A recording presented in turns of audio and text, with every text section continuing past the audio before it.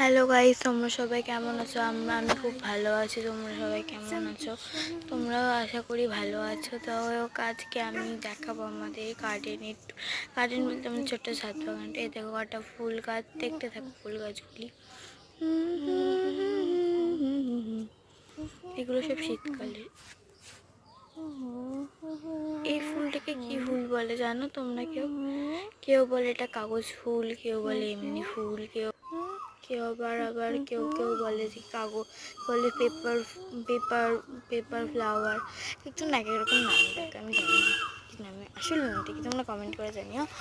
এদিকে দেখো আমাদের ছাদ বাগানটা কতটাই বড়। দেখো এদিকে আম গাছ আছে, এদিকে দেখতে পাচ্ছ কটা ফুল গাছ। এগুলো সবই ছায়ার ফুল গাছ, এখন হয় না ধরতে গেলে বেশিরভাগ।